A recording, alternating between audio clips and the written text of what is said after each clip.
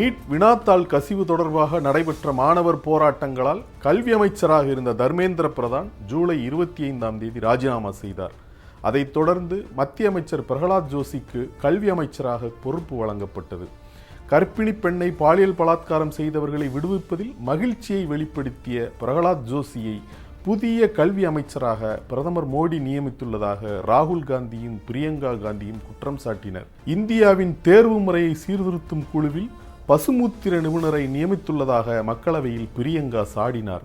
அமித்ஷா பாஜக ஆதரவாளர்கள் குறித்து எதிர்க்கட்சி தலைவர் பேசியதும் ஆளுங்கட்சியினரை கொதிப்படைய செய்தது. அவை நாகரிகத்திற்கு மாறானது, அதாவது அன்பார்லிமெண்டரி என கூறி ராகுல் பிரியங்காவின் சில கருத்துக்கள் அவை குறிப்புகளில் இருந்து நீக்கப்பட்டன. The Public Examinations Prevention of Unfair Means Amendment Bill 2026 2024ஆம் ஆண்டில் நிறைவேற்றப்பட்ட பொதுத் தேர்வுகளில் முறைகேடுகளை தடுக்கும் சட்டத்தில் திருத்தங்கள் செய்வதற்கான மசோதா இது.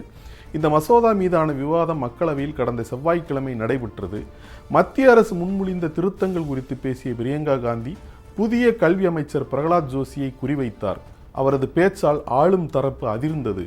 மத்திய அமைச்சர் பிரகலாத் ஜோஷி மற்றும் நாடாளுமன்ற விவகார அமைச்சர் கிரண் ரிஜிஜு ஆகியோர் உடனடியாக முகம் சிவந்தனர்.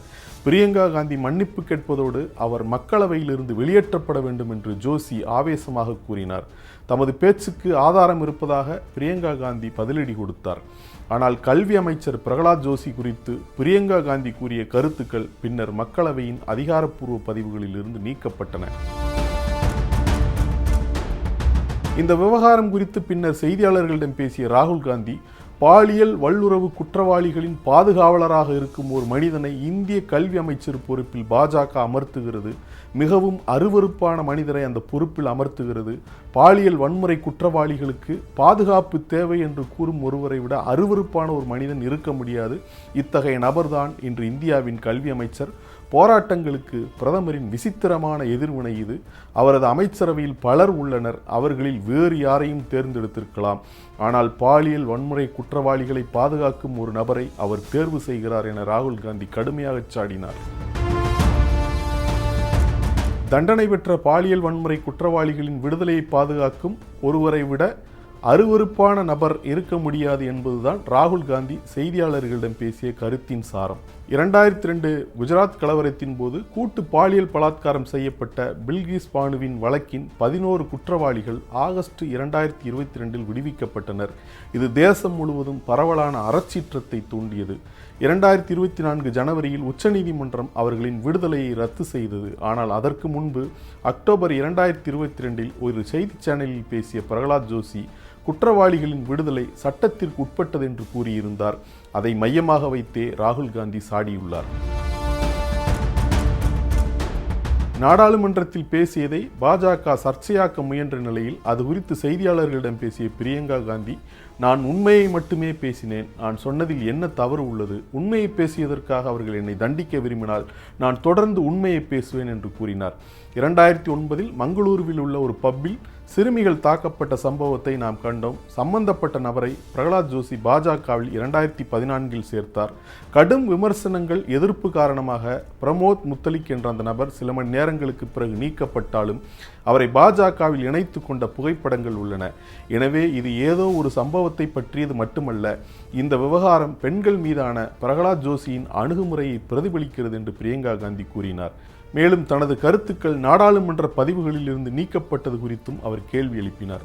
முன்னதாக மக்களவையில் மழைக்கால கூட்டத்தொடரில் உரையாற்றிய பிரியங்கா காந்தி வேறு வழியின்றி வினாத்தாள் கசிவுகளுக்கு பொறுப்பேற்று பதவி விலகிய முன்னாள் கல்வி அமைச்சர் தர்மேந்திர பிரதானை நாடாளுமன்ற வளாகத்தில் ஒரு சூப்பர் ஸ்டாரை வரவேற்பது போல பாஜகவினர் வரவேற்றதாகவும் பிரியங்கா காந்தி தனது உரையில் சாடினார். இதேபோல் இந்தியாவின் தேர்வு முறையை மாற்றியமைக்கும் அரசாங்கத்தின் அணுகுமுறையை பிரியங்கா காந்தி கேள்விக்குள்ளாக்கினார். அரசு புதிதாக அமைத்துள்ள குழுவில் ஒரு முன்னாள் ஐபி தலைவர், ஒரு தகவல் தொழில்நுட்ப நிறுவனத்தின் உரிமையாளர் மற்றும் ஒரு கௌமூத்ரா நிபுணரும் இருக்கிறார் என்று கூறிய போது மீண்டும் ஆளும் தரப்பு அதிர்ந்தது. பிரியங்கா காந்தி பெயர் எதையும் குறிப்பிடவில்லை என்றாலும் பசுமூத்திர நிபுணர் என்று கூறியது ஐஐடி மெட்ராஸ் தலைவர் பேராசிரியர் காமகோட்டியைத்தான். பேராசிரியர் காமகோட்டி பசு சிறுநீரின் மருத்துவ நன்மைகள் குறித்த கருத்துகளுக்காக நன்கு அறியப்பட்டவர். ஜனவரி 2025 சென்னையில் நடந்த ஒரு கூட்டத்தில் உரையாற்றிய அவர், பசு சிறுநீரில் பூஞ்சை எதிர்ப்பு, பாக்டீரியா எதிர்ப்பு, அலர்ச்சி எதிர்ப்பு பண்புகள், anti fungal, anti bacterial, anti inflammatory properties இருப்பதாக கூறினார். அவரது பேச்சின் வீடியோ சமூக ஊடகங்களில் பரவிய போது அறிவியலுக்கு புறம்பான கருத்துக்களை இந்தியாவின் முதன்மையான கல்வி நிறுவனத்தின் தலைவர் கூறுவதாக கடும் விமர்சனங்கள் எழுந்தன.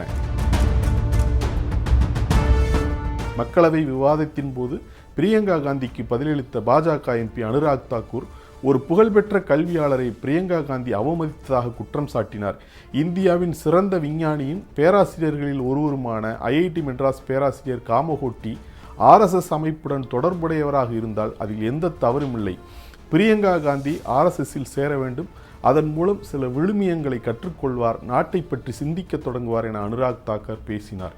ராகுல் காந்தியை விட பிரியங்கா காந்தி சிறப்பாக செயல்படுவார், சகோதரரை விட சற்று சிறப்பாக இருப்பார் என்று நினைத்ததாகவும், குறைந்தபட்சம் பிரியங்கா காந்தி சிரிக்கவாவது செய்கிறார் என்றும் கிண்டல் தொனியில் கூறினார். ஆனால் ஐஐடி மெட்ராஸ் இயக்குநரை பற்றி பிரியங்கா கூறிய கருத்துக்களுக்கு பிறகு சகோதரரும் சகோதரியும் ஒரே மாதிரியானவர்கள் என்று தான் உணர்வதாகவும், அவர்கள் மூளையின் செயல்பாட்டை பாதிக்கும் ஒன்றை உட்கொள்கிறார்கள், அதற்கு பதிலாக அவர்கள் பசு சிறுநீரை உட்கொள்ள வேண்டும் என்றும் அனுராக் தாக்கூர் கூறினார்.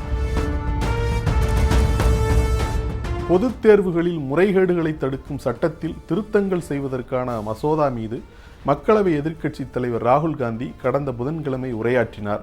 அப்போது அவர் பேசிய பேச்சுக்களுக்கு பாஜகவினர் கடும் எதிர்ப்பு தெரிவித்தனர். ராகுல் காந்தி கூறிய கருத்துக்கள் அவை குறிப்பிலிருந்து நீக்கப்பட்டன. கல்வி முறையின் ஆன்மா RSS அமைப்பால் கைப்பற்றப்பட்டுள்ளது. தர்மேந்திர பிரதான் ஒருபோதும் கல்வி அமைச்சகத்தை நடத்தவில்லை, RSS தான் கல்வி அமைச்சகத்தை நடத்தியது என்று ராகுல் காந்தி குற்றம் சாட்டினார். நாட்டில் உள்ள அனைத்து பல்கலைக்கழகங்களிலும் RSS உடன் இணைந்து துணைவேந்தர்கள் செயல்படுவதாகவும் அவர் குற்றம் சாட்டினார்.